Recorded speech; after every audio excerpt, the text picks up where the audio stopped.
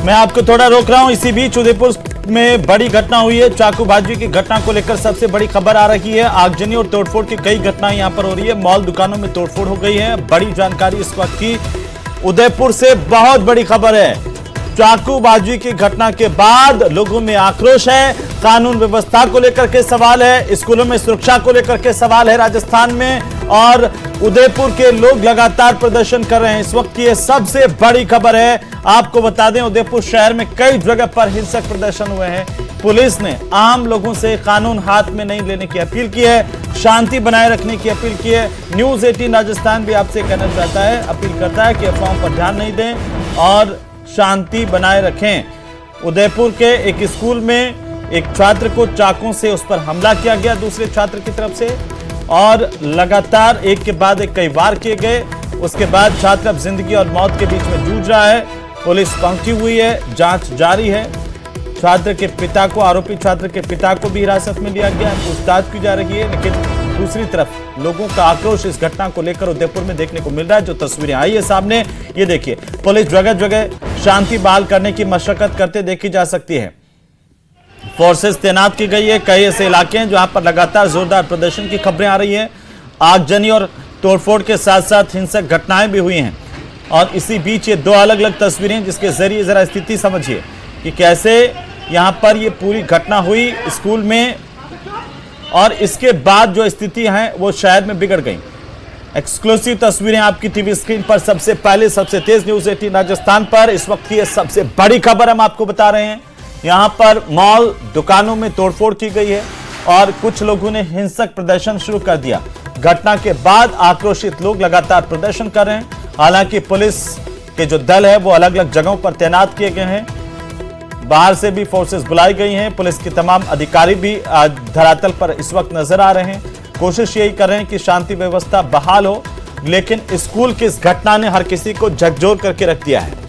एक छात्र ने दूसरे अपने ही 10वीं कक्षा के ही छात्र पर चाकू से जिस तरीके से हमला किया, उसकी जान लेने की सरेआम कोशिश की, उसके बाद शहर में गुस्सा पैदा हुआ है। उदयपुर की ये तस्वीरें, झीलों की नगरी में इस वारदात ने हलचल पैदा कर दी है, और इसके बाद पुलिस ये मशक्कत करती नजर आ रही है कि शांति कायम रहे। पुलिस के अधिकारी भी सड़कों पर उतरे हैं। हालांकि कुछ असामाजिक तत्वों की तरफ से तोड़फोड़ की गई है। कई जगह पर हिंसक प्रदर्शन किए गए हैं। पुलिस बल की तैनाती है। हमारे सहयोगी कपिल शिमाली मौके पर मौजूद हैं, धरातल पर। कपिल, कैसे हालात हैं इस वक्त?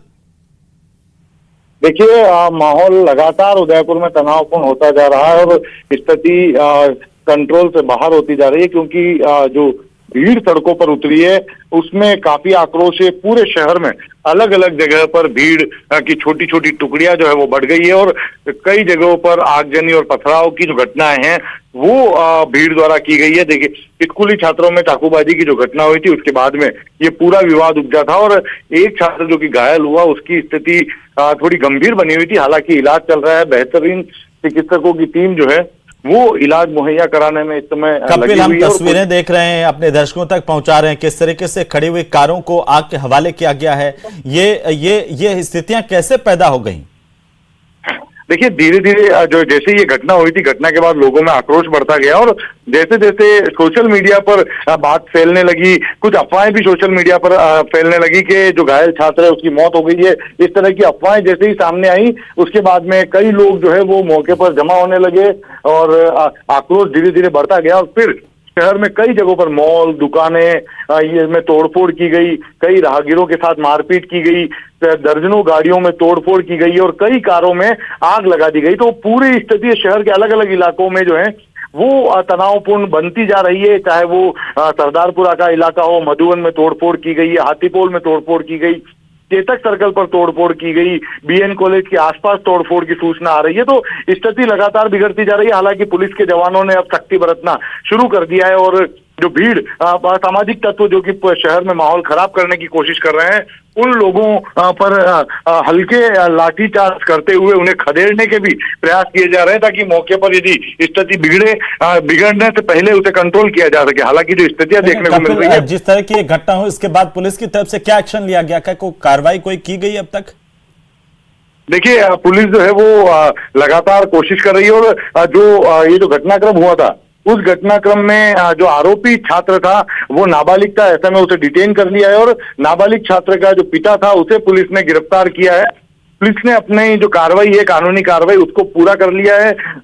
हालांकि जो घटनाक्रम हुआ उसको लेकर लोगों में आक्रोश है, और आक्रोश लगातार फिलहाल अभी की भी बात करें तो लगातार बढ़ता जा रहा है। और हॉस्पिटल के अंदर तो भीड़, बड़ी तादाद में भीड़ मौजूद है ही, लेकिन शहर के अलग अलग इलाकों में भी लोगों की टुकड़ियां जो मौजूद है, और सभी बाजारों को लगभग बंद करा दिया है। लगभग पूरा उदयपुर शहर इस समय बंद हो चुका है, और सड़कों पर नारेबाजी करते हुए लोग निकल रहे हैं।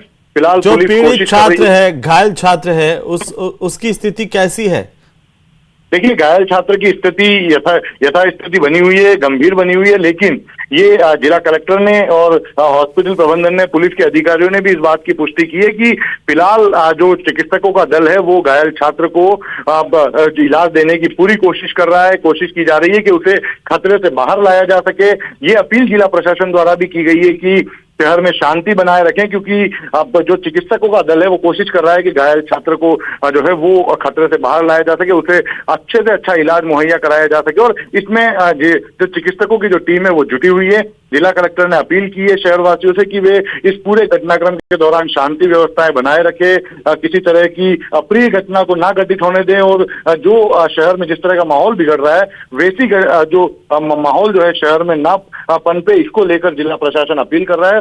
लेकिन जो स्थितियां हैं वो खतरे से जो है वो काबू से बाहर होती जा रही है, और स्थितियां लगातार विकट बनती जा रही है। जी, पुलिस की तरफ से क्या कुछ कहना है इस दौरान? पुलिस ने अपील भी लोगों से की है।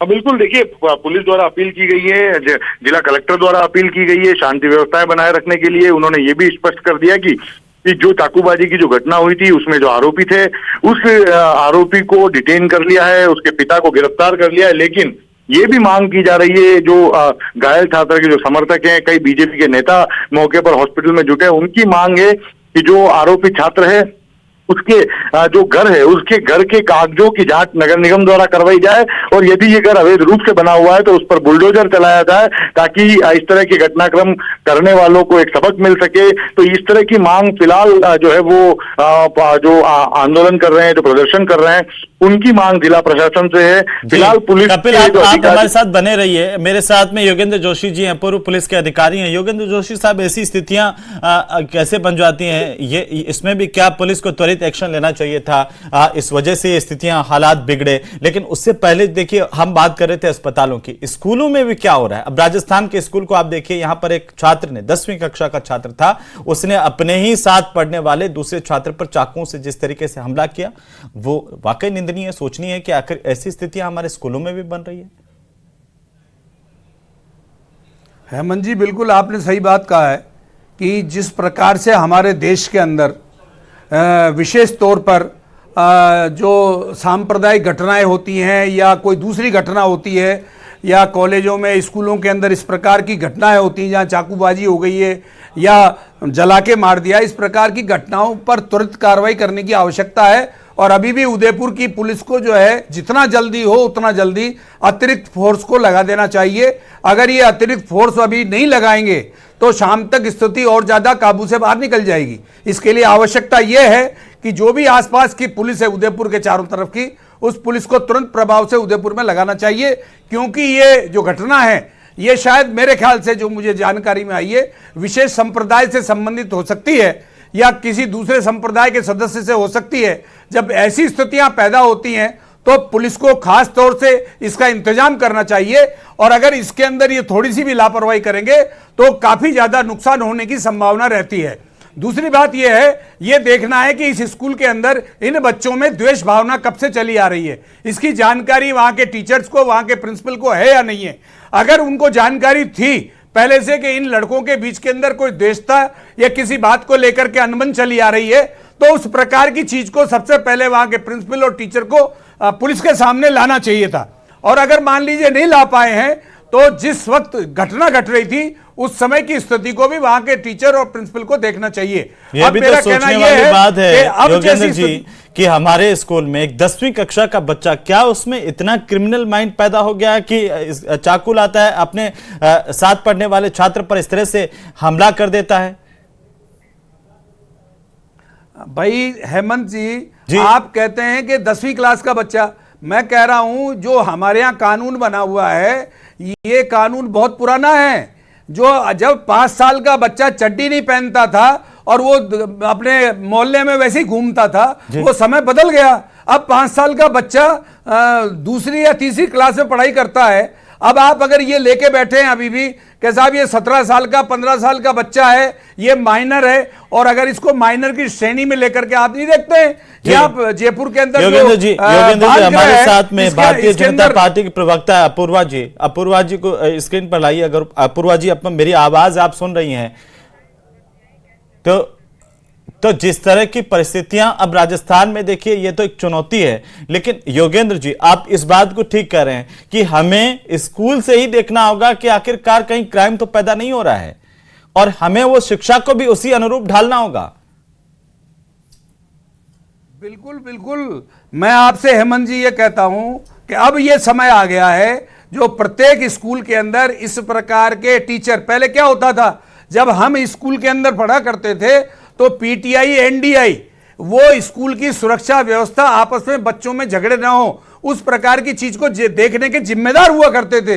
वो पूरे कॉलेज और स्कूल के अंदर राउंड लेते थे जो पीटीआई या इंस्ट्रक्टर हुआ करते थे। और आज इस तरह की चीजें समाप्ति हो गई है। कोई नहीं, पीटीआई का कोई जिम्मेदारी नहीं है कि वहां की स्कूल के अंदर की कोई लॉ एंड ऑर्डर, किसी बच्चे के साथ कोई मारपीट करते। मैं तो आपको बताता हूं कि यहाँ के जो छोटे छोटे स्कूल हैं, जो हायर सेकेंडरी स्कूल कहलाते हैं, उसके अंदर बच्चे रोज एक दूसरे के साथ मारपीट करते हैं। और आप बताइए, वो मारपीट करने के बाद घर पे आके बताते हैं, जबकि टीचर को पता ही नहीं पड़ता कि वो बच्चे आपस में मारपीट कर रहे हैं, एक दूसरे के थप्पड़बाजी करते हैं। तो ये हमारे यहाँ स्कूलों में कमाने के साधन के लिए ये स्कूल हो गए हैं, कॉलेजेज हो गए हैं। वहां सुरक्षा व्यवस्था के लिए इनके पास कोई संसाधन नहीं है। जबकि किसी भी स्कूल के अंदर जिम्मेदार आदमी उसके लिए निश्चित होना चाहिए कि बच्चों में कहीं झगड़ा तो नहीं हो रहा है। वो इंटरवल में आपस में पूरे स्कूल के अंदर राउंड ले, इंटरवल में बच्चे झगड़ तो नहीं रहे। इस तरह की चीजें पहले हुआ करती थी, ये हमने देखा। योगेंद्र जी आज हम बात ये कर रहे थे, जब आपसे मैं बात कर रहा था, हम बात कर रहे थे कि क्या अस्पतालों में नारी शक्ति जो है सुरक्षित है या नहीं है, क्या रेजिडेंट डॉक्टर्स हमारे जो इलाज करते हैं वो भी सुरक्षित नहीं है, उनके साथ भी इस तरह से घटना हो सकती है। अब तो हमें यह सोचना पड़ेगा कि स्कूलों में हमारे बच्चे भी सुरक्षित है या नहीं है।